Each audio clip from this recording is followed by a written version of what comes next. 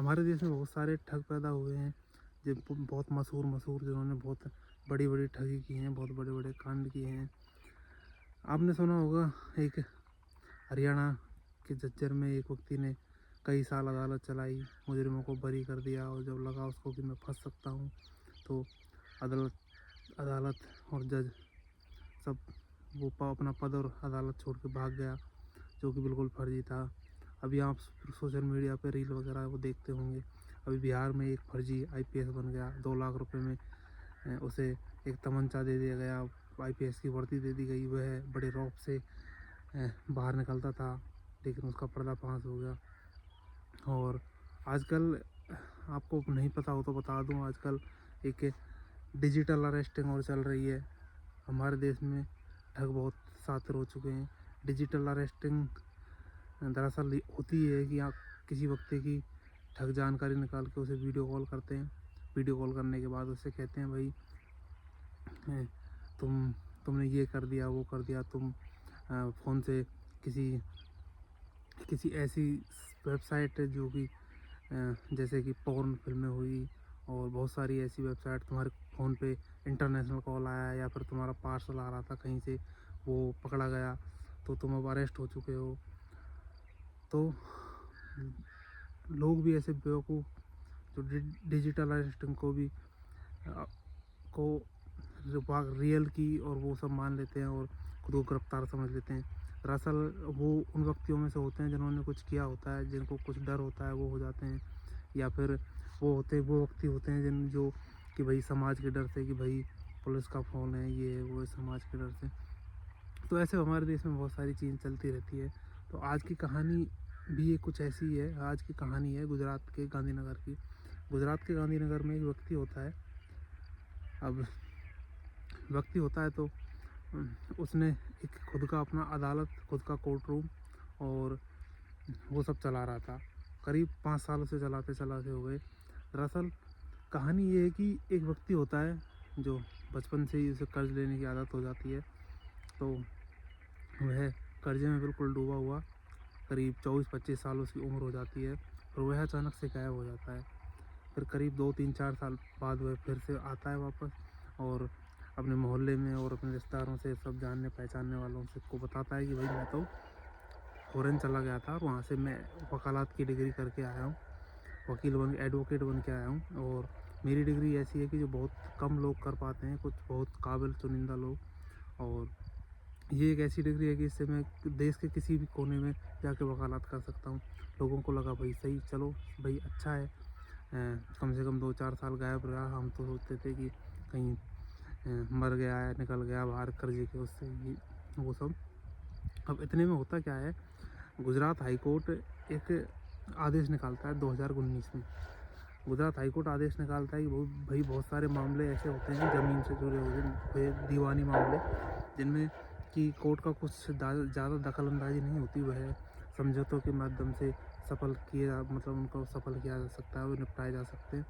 तो क्यों ना एक मीडिएटर बीच में रख दिया जाए, मतलब कोर्ट की तरफ से एक मीडिएटर जो इन सब मामलों को निपटाए, देखे, और बाद में जो सारे कागजात वगैरह वो सारे कोर्ट में आ जाए, फिर उस पर कोर्ट अपनी मोहर लगा दे। तो इस मामले जब यह उस व्यक्ति के कानों में एक बात पड़ी, तो उसने सोचा, उसके लिए एक बहुत बड़ी अपॉर्चुनिटी दिखी। तो उसने भी अपने फर्जी मीडिएटर के दस्तावेज तैयार किए, और उसे लगा कि धंधा फिर कैसे चलेगा। तो उसने सोचा कि अब मैं वकील जज तो बन ही चुका हूँ आधा, और क्यों ना अपना खुद का एक कोर्ट रूम तैयार कर लिया जाए।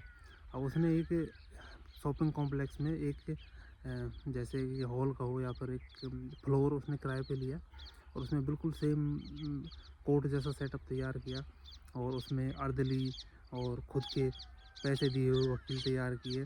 और उसके पास कोई मुकदमा आ नहीं रहा था, तो फिर उसने सोचा कि इसका भी कुछ जुगाड़ लगाया जाए। फिर इधर उधर पहुंचा 1-2 लोगों तक। देखिए उस ठग की आप वो तो देखिए कि उसे इतना यकीन था हमारे देश के लोगों के ऊपर कि चाहे फर्जी हूँ, चाहे कुछ भी हूँ, लेकिन यहाँ लोग आएंगे ज़रूर। ऐसे कर करा के वो करीब ऐसे कहते हैं कि 1 साल तो ऐसा था 5 सालों में, जिसमें उसने करीब 500 से ज़्यादा मुकदमे निपटाए। और ऐसे 5 साल से करीब है हज़ारों 2000 मुकदमे निपटा चुका था, जिनमें छोटे मोटे होते लेकिन कई मुकदमे ऐसे थे जो करीब 200 करोड़ की प्रॉपर्टी से ऊपर के थे। अब होता ऐसा है, 2024 की बात है, 2024 में ऐसा होता है कि एक व्यक्ति होता है जिसकी ज़मीन गुजरात में मतलब नगर निगम द्वारा उस पर कुछ कंस्ट्रक्शन करना था। अब वह व्यक्ति सरकार के ऊपर, नगर निगम के ऊपर उस पर केस कर दिया। केस करने के बाद अब वो केस उसकी अदालत में आ गया, मतलब अदालत में आके गया था, कहीं से उसका कुछ सिस्टम ऐसा था कि उसने वो पता लगा लेता था व्यक्तियों का और वहाँ आ जाते थे। अब वो जैसे उसकी अदालत में केस आया तो उसने कुछ 200 करोड़ की 2% में उसकी डील हुई और कहा कि 2 करोड़ लूँगा और सारा मामला तुम्हारे पक्ष में आएगा। फिर कुछ तारीखें दी गई उस जज के द्वारा, नकली जज के द्वारा, और धीरे धीरे पूरा मामला सेटल कर दिया और एक फर्जी डॉक्यूमेंट्स बनाया जिसमें सिर्फ 5 लाइन का ये था कि आप इस ज़मीन के मालिक हो, इस ज़मीन पर मालिकाना हक आपका है और हम नगर निगम को ये आदेश देते हैं कि इस पर कोई भी कंस्ट्रक्शन ना किया जाए। अब व्यक्ति खुश, अब व्यक्ति ने ये नगर निगम को दिखाया। अब नगर निगम वाले इस 5 लाइन के फैसले को पढ़ के उसमें कन्फ्यूज़न में कि भाई जैसे कोई ज़मीन का किसी चीज़ का जुड़ा हुआ मामला होता है, उसमें दरअसल ये तो हम भी जानते हैं कि भाई 5 लाइन का फैसला तो आएगा नहीं। हमारे देश में तो आजकल के हमारे देश में एक छोटा सा 2 रुपये का LIC बीमा या 1 रुपये का कोई भी, सॉरी मैं किसी कंपनी का नाम नहीं लेना चाहता, या फिर किसी कंपनी का जो भी बीमा या फिर कुछ भी जो भी होता है उसमें ही करीब 50 लाइनें होती है। तो ज़मीन 200 करोड़ की ज़मीन में 5 लाइन कैसे हो सकती है। अब जब नगर निगम ने ये मतलब जो था कोर्ट का ऑर्डर, वो रजिस्ट्रार ऑफिस में गए और रजिस्ट्रार को दिखाया। अब वो इस चीज़ को पढ़ के परेशान, उन्होंने उस व्यक्ति से पूछा कि भाई कौन से कोर्ट ने आपका फैसला किया है, तो उसने बताया कि वो वहाँ कोर्ट लगता है, उसमें मेरा ये फैसला है। रजिस्ट्रार ने तुरंत पुलिस को इन्फॉर्म किया और उस व्यक्ति को अरेस्ट करवाया। तो फिर अरेस्ट होने के बाद व्यक्ति ने ये सारी कहानी बताई और उस व्यक्ति ने बताया कि वह कई हज़ारों मामले निपटा चुका है। लेकिन अब बहुत बड़ी बात, दिक्कत, समस्या अब ये सामने आएगी प्रशासन के, पुलिस के, कि भाई इतने सारे फैसले, पता नहीं किसकी ज़मीन को क्या किया, कैसे किया, और उन लोगों पर बहुत बड़ी गाज गिरने वाली है कि जिनका ये फैसला हो चुका है। और बहुत सारे लोग तो इस घटना में ऐसे भी हैं जो दोनों पार्टियां संतुष्ट हैं और उनका फैसला हो चुका है, उनको तो ये अभी पता चलेगा कि भाई हमारा फैसला भी ऐसे हुआ है। तो फिर ये थी दोस्तों आज की कहानी। आप हमारी वीडियो अगर फेसबुक पेज पर देख रहे हैं तो फेसबुक पेज लाइक करें, यूट्यूब पर देख रहे हैं तो चैनल सब्सक्राइब करें और हमें सपोर्ट कीजिए।